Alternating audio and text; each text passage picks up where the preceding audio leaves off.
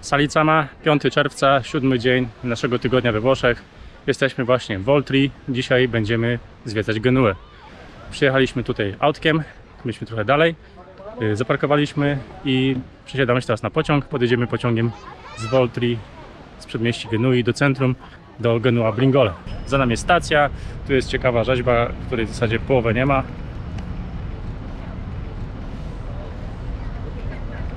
Kierujemy się do parku położonego naprzeciwko tego dworca Brignole, a potem do ścisłego centrum. Skupimy się głównie na dwóch dzielnicach, Maddalena i Molo. Już sam budynek dworca jest bardzo zabytkowy, ogólnie Genua w końcu stolica Ligurii. Jestem teraz na placu Zwycięstwa, który znajduje się zaraz za parkiem położonym za dworcem Brignole, i na tym placu, który jest jednym z głównych placów Genui, znajduje się potężny łuk triumfalny.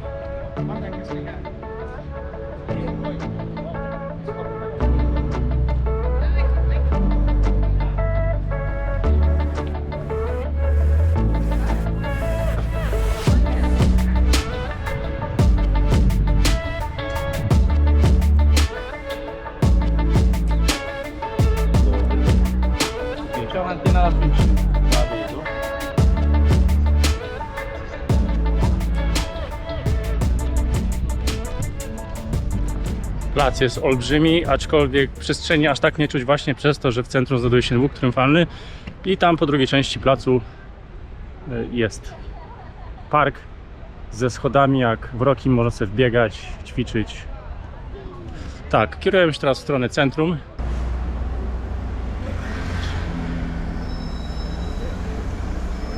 Mówimy, że skupimy się na ścisłym centrum, a do tego ścisłego centrum musimy dojść. Jesteśmy teraz w dzielnicy San Vincenzo i dokładnie na placu San Colombo. Kierujemy się w stronę właśnie dzielnicy Maddalena i Molo. Po drodze zobaczymy pewnie jakieś kościółki, których jest tutaj też mnóstwo. Jestem przed kościółkiem Świętej Maryjki Pocieszycielki, jeżeli dobrze tłumaczę, na ulicy Della Costa. Niestety kościółek sam w sobie jest zamknięty, ale chociaż potężne drzwi sobie obejrzymy.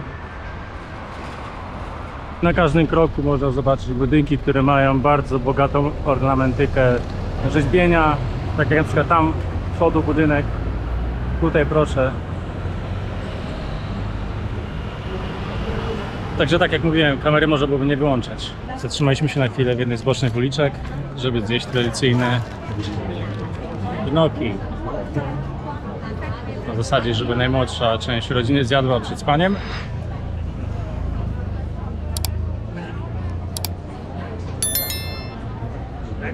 Przy placu Portoria jest XVII-wieczny barakowy kościółek Kamilianów. Zobaczmy, jak jest w środku.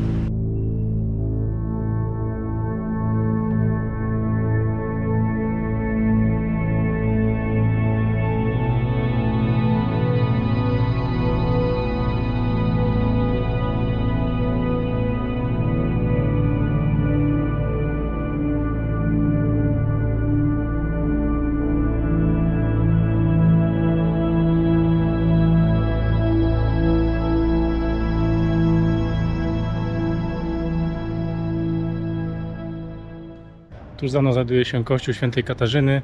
Jesteśmy właśnie w dzielnicy Portoria. Zmierzamy w kierunku centrum i w kościele tym mieszczą się szczątki Świętej Katarzyny z Genui, ale prawdopodobnie wejścia właśnie też nie ma. A tuż obok znajduje się nowożytny kościół Świętego Stefana. W drodze na plac Ferrari przechodzimy obok ruin klasztoru Świętego Andrzeja, który został wybudowany w XIII wieku. Mały skrawek, placyk, ludzie przychodzą tutaj porozmawiać, zjeść sobie lunch. Kawałek dalej znajduje się Porta Soprana, czyli brama miasta, średniowieczna brama miasta z XIV wieku. Jedna z ważniejszych bram miasta portowego Genua, zachowanych do tej pory, i wchodzimy tym samym do dzielnicy Molo. Dzielnicy, w której jest bardzo dużo drobnych, wąskich uliczek ze strzelstymi budynkami.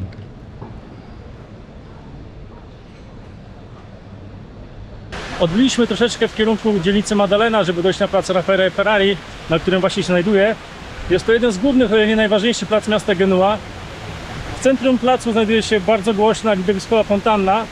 Wokół placu, wokół fontanny rozmieszczonych jest mnóstwo budynków z bogatą fasadą, rzeźbieniami itd. Tam przykładowo znajduje się gmach Muzeum Akademii Lingwistycznej, tam z kolei pomnik Giuseppe Garibaldi, a zaraz za nim bardzo ładny budynek opery w Genui, opery Carlo Felice.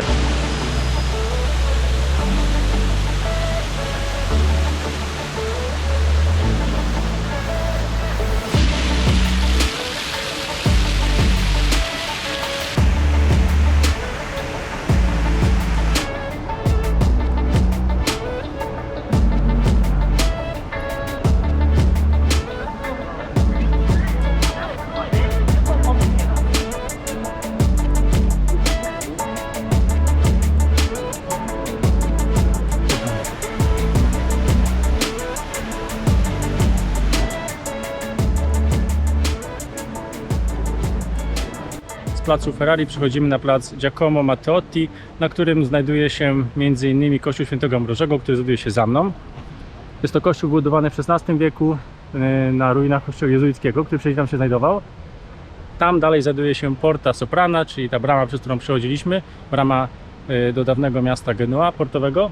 Przy placu Matteotti znajduje się również Pałac Ducale, Palazzo Ducale, w którym jest m.in. biblioteka. Przejdźmy się teraz ulicą San Lorenzo do katedry San Lorenzo. Ulica San Lorenzo to tak naprawdę szeroki deptak, przy którym zgromadzone są liczne sklepiki, rzemiosła. Przykładowo tutaj mamy sklep z pesto alla genovese, czyli lokalnym specjałem. Tutaj pani szyje. Można kupić pamiątki, oczywiście magnesy, jedzonko, focaccia, pizzeria i tak dalej. Są też lodziarnie. Zajdziemy przy okazji do naszej ulubionej lodziarni, którą odkryliśmy w zeszłym roku. Katedra San Lorenzo, miejsce siedziby arcybiskupa w Genui, została wybudowana między XII a XIV wiekiem. Także jest to średniowieczny budynek z elementami późniejszymi.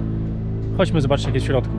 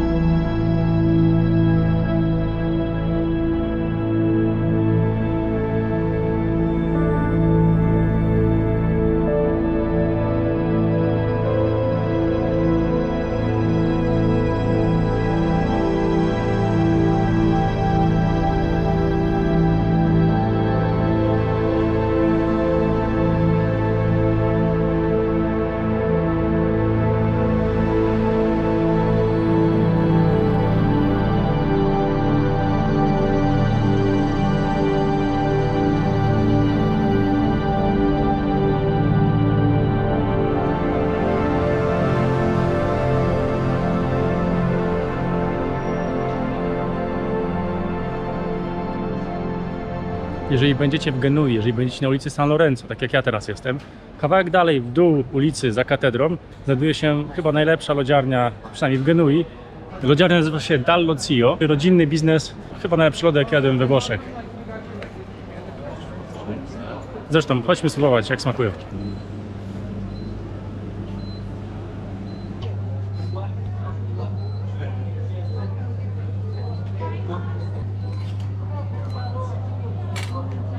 Grazie mille.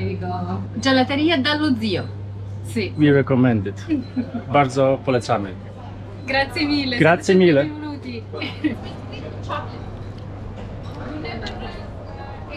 Lody są naprawdę pyszne. Pistachio i nowy smak Bacchio, to jest czekolada, orzechy laskowe i jeszcze czarna czekolada, także miks czekolad. Pyszne, naprawdę pyszne lody, głębia smaku. Są słodkie, ale nie czuć tego tak jakby cukru, nie są rozwodnione. No i przyjemna obsługa. Możecie sobie przyjść, spróbować, zanim wybierzecie, które chcecie. Nie chcę powiedzieć, że dla tych lodów tu wróciliśmy, ale to był jeden z powodów też, dlaczego przyjechaliśmy znowu do Genui, bo te lody są naprawdę pyszne. Nie jadłem lepszych lodów. Koniec.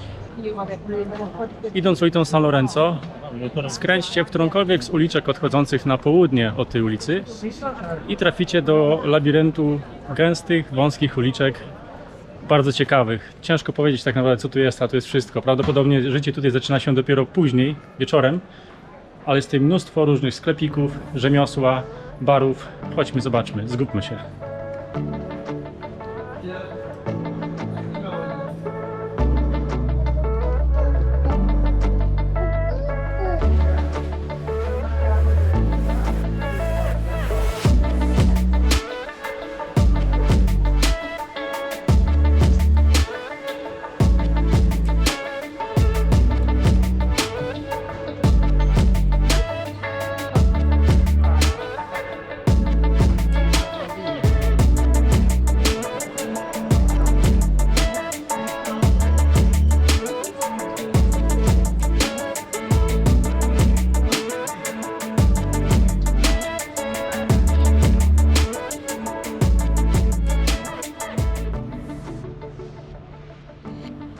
Co jakiś czas między tymi wąskimi uliczkami pojawiają się drobne placyki, takie na przykład ten, na którym teraz jestem, Piazza dei Giustiniani.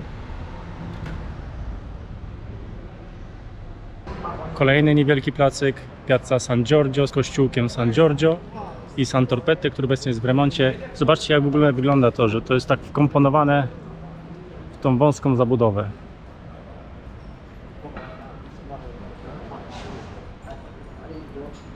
I takich właśnie kościółków tutaj rozsianych jest także mnóstwo, bardzo wąsko, w bardzo wąskich uliczkach sąsiadujących z budynkami mieszkalnymi i użytkowymi. Warto się właśnie zgubić w tej dzielnicy, dzielnica Molo. Na budynkach znajdują się również kapliczki, malutkie kapliczki. Trzeba troszkę zadrzeć głowę wyżej. I ogólnie wąskie uliczki, ciemno, ciekawy klimat.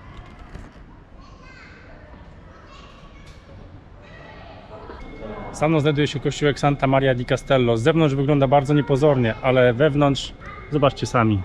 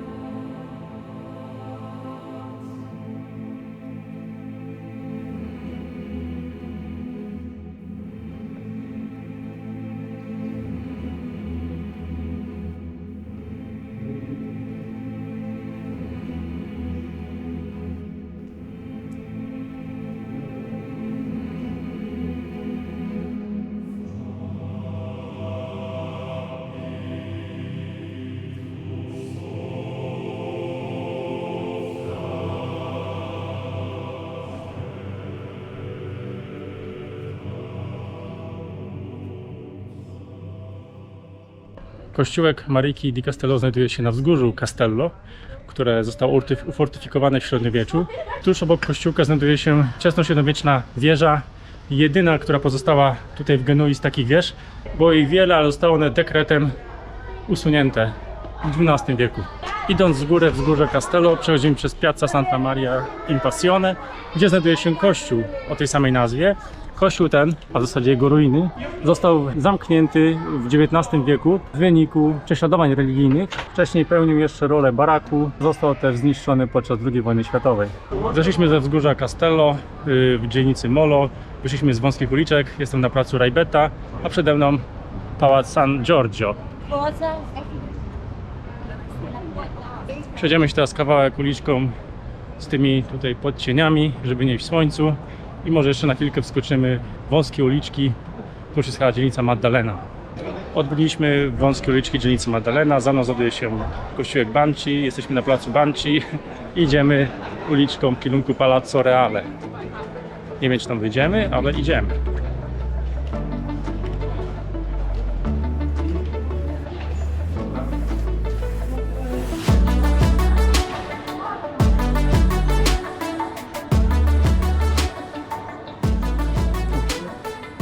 Idziemy uliczką Via della Costa, która nie jest aż tak wąska jak pozostałe uliczki, jest dość ruchliwa, dużo ludzi tutaj przychodzi.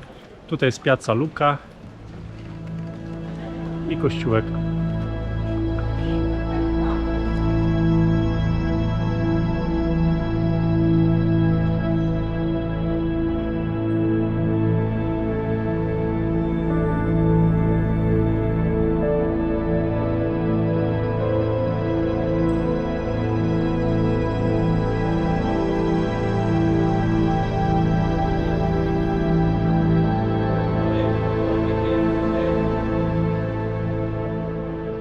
Kawałek dalej za barokowym kościółkiem świętego Łukasza Ewangelisty znajduje się jeden z najstarszych kościołów w Genui.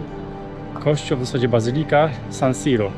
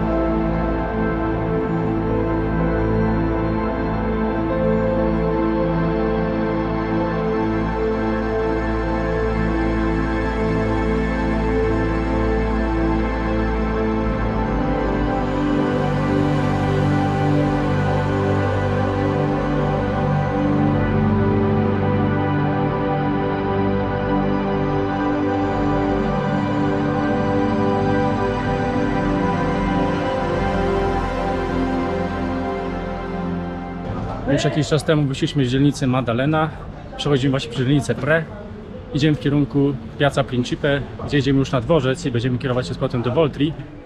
Patrzcie tutaj, jedna z wielu uliczek. I o to właśnie chodzi, żeby tutaj przyjechać, się zgubić w tych uliczkach, pochodzić, poodkrywać. My byliśmy tutaj w zeszłym roku po raz pierwszy, jesteśmy tutaj po raz drugi. Przeszliśmy przez miejsca, które już wcześniej zwiedziliśmy, odkryliśmy trochę nowych miejsc i chyba to tyle na dzisiaj.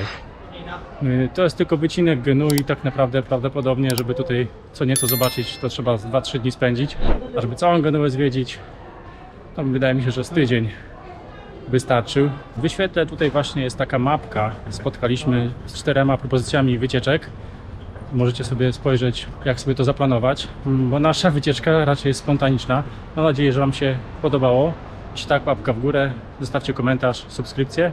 Także przyjeżdżajcie, głupcie się w tych wąskich uliczkach i do następnego. Sali!